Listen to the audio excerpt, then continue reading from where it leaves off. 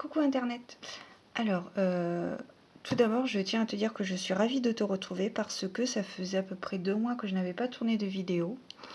Puisque, comme je l'avais dit sur mon compte Instagram, les vidéos que tu as vues en juillet et août, elles étaient planifiées, je les avais tournées en juin. J'avais anticipé, tu vois, comme quoi le hasard n'existe pas et que rien n'est dû au hasard. Bref. Et donc j'avais tourné beaucoup de vidéos, enfin les vidéos donc, que tu as vues en juillet et en août, jusqu'au 1er septembre je crois, j'avais tourné des vidéos et en fait elles étaient planifiées. Et donc voilà, tout ça pour dire que je suis ravie de te retrouver pour une vidéo récente de quelques jours. Donc ce soir, puisque nous sommes le soir, je vais te présenter l'oracle des crânes de cristal de Patrice Marty. Alors, Patrice Marty est une personne qui s'intéresse au crâne depuis tout petit. Il en a d'ailleurs fait quelques recherches et il en possède un, il me semble, c'est même sûr. Donc ce sont des crânes de cristal d'origine aztèque, maya, etc. Et alors pour la petite histoire, c'est drôle parce que il y a quelques mois, voire même, je me demande si c'était même pas l'année dernière, je m'étais un petit peu documentée sur les crânes de cristal et je trouvais ça assez intriguant et très intéressant par ailleurs. Donc à la base, il y a 4 séries de 13 crânes de cristal. Donc là, je vais te raconter, je vais te dire la légende dit, hein, puisqu'il y a beaucoup de... Il y a beaucoup de polémiques là-dessus, ceux qui y croient, ceux qui y croient pas, les gens qui démontrent par A plus B que. Voilà, donc moi je vais te raconter, enfin je vais te raconter ce que j'ai lu dans le livret, ce que j'ai pu entendre dans certaines vidéos et certaines interviews, voire une revue. Voilà, donc ce sont des crânes de cristal qui sont originaires donc des Mayas qui les ont tous construits. En fait, tout part de 13 planètes, 12 planètes, pardon. 12 planètes et sur chaque planète a été conçu un crâne et la légende raconte que lorsque les 12 crânes seront réunis, l'humanité tout entière aura toutes les connaissances nécessaires. Mais voilà, au jour d'aujourd'hui, l'humanité n'est pas prête à recevoir cela. Donc après, voilà, comme je te dis, la légende raconte que. Donc je trouvais l'histoire très intrigante. Donc là je te raconte les grandes lignes, si je puis dire, de l'histoire des crânes de cristal. C'est très intéressant. Enfin pour moi je trouve que c'est un sujet qui est très très intéressant et très intrigant. Voilà. Donc quand j'ai reçu l'oracle des crânes de cristal, j'ai été ravie. Ravie. Je ne savais pas à quoi m'attendre, donc il n'y a pas eu de mauvaise surprise de ma part. Voilà. Donc je te mettrai également en barre d'informations une vidéo que j'ai trouvée sur YouTube de Patrice Marty qui fait une petite introduction justement sur son histoire avec les crânes de cristal. Donc c'est un coffret donc relativement carré, voilà, qui a 52 cartes, il me semble, de mémoire, comme toujours. Voilà, cet oracle est composé de 52 cartes, car selon la grand-mère chamane Flor de Mayo, la légende maya du Guatemala évoque non pas 13 crânes de cristal, mais 4 séries de 13 crânes anciens, dont une lignée de cristal. Voilà, donc je trouve ça très, très intéressant. J'ai fait peu de tirages, alors pour moi-même, hein. J'ai fait peu de tirages jusqu'à présent de cet oracle, mais pour l'instant ça me parle parce qu'on peut travailler de plusieurs manières. Voilà. Donc je vais t'expliquer tout ça. Donc le livret, donc pour les cartes, elles sont ici. On les verra tout à l'heure. Concernant le livret, alors comme je t'expliquais, alors nous avons une petite histoire, la légende, voilà, il parle encore de légende. C'est vraiment très très intéressant. Là nous avons une photo de la cérémonie à Palenque avec la tribu des Lacandons du Mexique. Donc c'est très intéressant. Voilà. C'est vraiment très intéressant comme sujet. Ça m'intrigue beaucoup, beaucoup, beaucoup. Donc ensuite, nous avons les 52 crânes donc, qui sont représentés sur les cartes, que nous verrons sous peu. Alors ce qui est très intéressant, c'est que nous avons donc le nom du crâne, la petite illustration où l'on voit largement mieux sur la carte. Nous avons la date de découverte, ou à quel moment ce crâne a été sculpté. Nous avons la matière.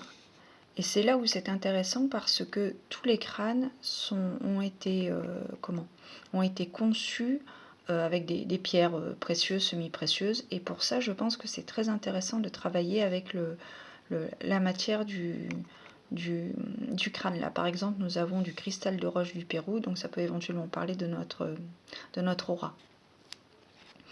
Nous avons l'histoire de la découverte de ce crâne. Et ensuite, nous avons un petit texte divinatoire. Un petit texte divinatoire avec les renseignements de la personne à qui appartient ce crâne. Voilà. Et éventuellement, le site internet aussi. Donc c'est pour ça qu'il est très intéressant. Là, vous voyez, on en a un qui est en lapis-lazuli, le Mansour, ou Mansur, je ne sais pas comment on dit. Nous avons le célèbre Max. Et il y a aussi un autre crâne qui est relativement connu, c'est le crâne de Sirius. Voilà. Et donc en fin de livret, nous avons quelques mots de l'auteur où il nous raconte donc son histoire avec les crânes, la révélation qu'il a eue étant tout petit. Et voilà, donc au jour d'aujourd'hui, il organise aujourd'hui les salons du bien-être bio et thérapie à Mandelieu, Lyon, Toulouse et Bordeaux. Vous avez une adresse mail, je vous mettrai toutes les informations nécessaires en barre d'informations. Sachez également qu'il a été l'organisateur en France du Festival des crânes de cristal de 2005 à 2011. Et là, nous avons une photo entre le crâne de Sirius et un dauphin. Et là, nous avons, je pense que c'est Patrice Marty. Voilà. Donc, vraiment, c'est une très très belle découverte. Voilà. C'est pas forcément on pourra pas forcément, enfin il n'y a pas qu'un tirage divinatoire qu'on pourra faire, et je pense qu'il y a de la recherche derrière. Il peut apporter beaucoup, beaucoup cet oracle. Alors donc nous avons les 52 cartes. Alors quand vous les recevez, elles sont emballées dans un petit élastique en carton pour ne pas qu'elles se dispersent. Voilà. J'ai oublié de te mentionner la maison d'édition qui est la maison d'édition Exergue également. Donc on va partir sur les cartes. Donc quand tu les reçois, elles sont triées par ordre alphabétique. Moi, étant donné que je les ai déjà utilisées, je ne les ai pas retriées par ordre alphabétique. Donc tu vas avoir les crânes qui ne sont pas classés par ordre alphabétique, mais ça n'a aucune importance pour la suite. Et je te dis donc à tout de suite.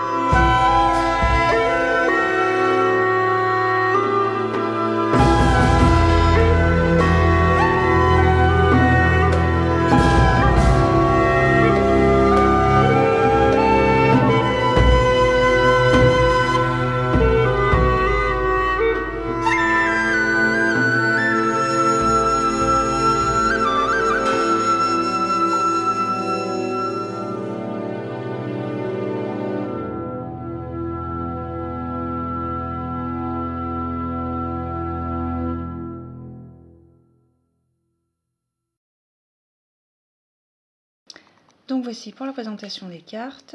Je vais te préciser, donc la tranche des cartes est dorée. Et donc, eh ben, écoute, on va pas perdre une bonne habitude. On va faire un tirage à 3 cartes. Voilà, donc tu vas choisir celle, le tas que tu veux. Je vais d'abord choisir les cartes. Enfin, choisir, non.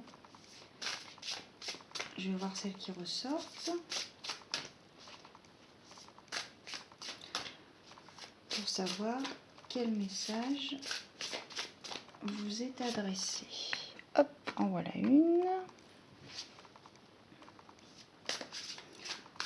Donc si toutefois tu te posais une question, c'est le moment.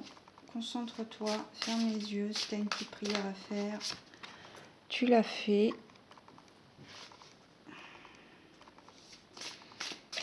Et ensuite, sans réfléchir, tu choisiras l'un des trois tas. Donc je vais t'expliquer ce que c'est, même si je pense que tu as dû deviner ce que c'était.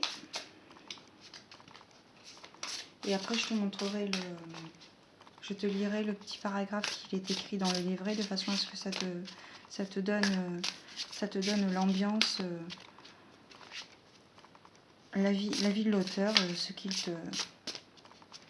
ce pourquoi il développe cet oracle, au sens divinatoire comme au sens lithothérapie. Hop, et on va prendre celle-ci. Voilà. Alors, pour le choix des trois cartes, hop, donc tu as le choix entre une Septaria avec, hop, et puis là on voit pas grand chose. Voilà, une Septaria toute simple, cristallisée au milieu. Voilà, pour notamment travailler avec ses démons intérieurs. Ici, nous avons pour les personnes qui préféreraient le deuxième tas, qui seraient attirées par le deuxième tas, j'ai choisi une bougie. Donc c'est la Cottage Witch. Je ne sais pas si elle est encore en vente sur son site, mais voilà, c'est de Moon Candle. J'ai fait une vidéo d'une réception de commande chez elle. Parfum cannelle pomme, vanille, orange. Et autant te dire que ça sent très bon. Là, je suis à l'orange. Ah, c'est pétillant. C'est pétillant. Et enfin, si tu te sens attiré par le lapis lazuli, ce sera pour le troisième tas. Voilà. Donc, je te laisse choisir encore quelques secondes entre le premier tas pour la septaria, le deuxième tas pour la bougie et le troisième tas pour une pierre lapis lazuli. Pour la confiance en soi notamment. Sinon fais pause, hein, n'hésite pas à faire pause hein, si il te faut du temps, mais sinon sans réfléchir. Hein. Normalement voilà, il faut que tu fasses à l'instinct, à l'intuition, sans réfléchir. Tas numéro 1, 2 ou 3. Alors pour le tas numéro 1, nous avons le crâne de Nefertiti. Déjà, je trouve que les cartes c'est vraiment un gros plan sur le crâne, il n'y a pas de pixelisation, enfin c'est vraiment une très bonne reproduction. Alors, si on prend donc le livret, on va se référer au livret. Nefertiti. Alors, c'est un crâne qui a été découvert en 1997. Il est en chevron améthyste et il pèse 1,4 kg. Acheté à un collectionneur privé par Dae Walker, directeur de l'Institut de la conscience des cristaux. Après examen, il avait plusieurs caractéristiques inhabituelles. En améthyste, creux, il avait un nez de dauphin sculpté sur sa face, ce qui en fait un membre de la famille des crânes des dauphins.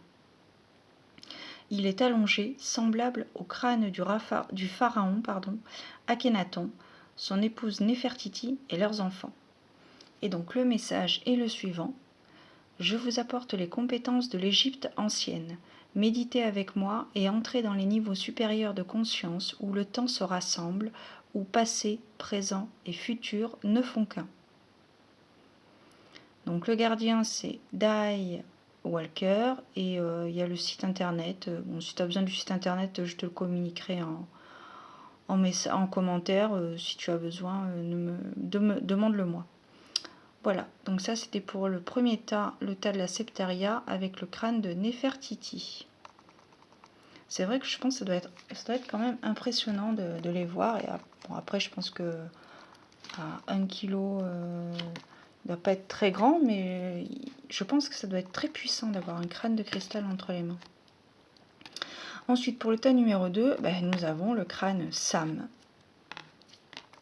Donc Sam et Sirius, de ce que j'ai pu entendre et voir, c'est les deux crânes les plus connus, si je puis dire. Alors, donc, date de découverte inconnue en cristal de roche et il pèse 5,44 kg. Il semble que ce crâne ait été sculpté au Brésil par un sculpteur inconnu qui n'aurait sculpté qu'un seul crâne. Quelle que soit la vérité, le style de Sam est unique et insolite. Et donc le message est le suivant. Je vous invite à être plus conscient. Devenez qui vous êtes vraiment en élargissant votre conscience par la transformation de vos structures de croyances. Remplacez-les par la connaissance et la compréhension. En vous ouvrant aux énergies du cristal en général et à celles de Sam en particulier, vous serez guidé afin de puiser dans les vastes champs de connaissances disponibles, à la fois sur Terre et dans les royaumes infinis de l'univers. Et son gardien est Jaap van Etten. C'est vraiment très intriguant, ces crânes de cristal. Moi, ça m'émoustille pas, comme dirait l'autre, mais ça m'intrigue, quoi. Et pour ceux qui ont choisi donc le tas numéro 3, c'est le crâne Amakwa. J'espère que je prononce bien. Voilà, le crâne Amakwa. Alors, ce doit être l'un des premiers, voilà. Alors, c'est un crâne qui a été découvert en 2002 en Himalaya. Il est en cristal de roche et il pèse 2,70 kg. Il fait partie d'un groupe de 13 crânes de cristal appelés les crânes de cristal de l'Himalaya. Arrivés aux États-Unis en 2002, ils ont été présentés pour la première fois au public par Star Johansen Moser. En 2006, elle devient la gardienne d'Amakwa et rejoint Xamuku pour ancrer la lumière et le motif multidimensionnel archétypal, mystique de l'arbre sacré de la vie. Et donc le message est « Je suis le cœur de la terre, je tiens les anciennes énergies de nos ancêtres, nos racines sacrées, et j'aide les autres à se connecter et à incarner leur véritable pouvoir de l'amour inconditionnel. » Moi j'aime bien ce message, amour inconditionnel, j'aime beaucoup. Et donc sa gardienne est Star Johansen Moser, si je prononce bien. Voilà. Et bien voilà, c'était donc le message de fin, la présentation de ce magnifique oracle qui est très intriguant. Et comme je dis, qui peut être travaillé pas forcément au niveau divinatoire, même au niveau... même énergie, je pense que c'est multidimensionnel, comme je viens de le lire. C'est vraiment intriguant, puissant, et je pense que oui, effectivement, le fait de porter quelques minutes, ne serait-ce que quelques minutes, un crâne comme ça de cristal entre les mains, je pense que ça doit être pas orgasmique, mais ça doit être puissant, ça doit être... Bon, voilà. Je t'ai pas donné le prix. Il est au prix de 24,90 €. Voilà. Eh bien, écoute, j'espère que ça t'a plu. N'hésite pas à me faire un petit like. Écoute, ça fait toujours plaisir. Ça fait de mal à personne et puis c'est gratuit, c'est surtout ça. Laisse-moi un commentaire pour me donner ton avis sur cet oracle, s'il te plaît, pourquoi, et s'il te plaît pas, pourquoi. Voilà, ça fera encore une occasion d'échanger ensemble. Je te souhaite de très belles choses. Prends soin de toi. comme d'habitude, et foi en un monde meilleur. Bisous.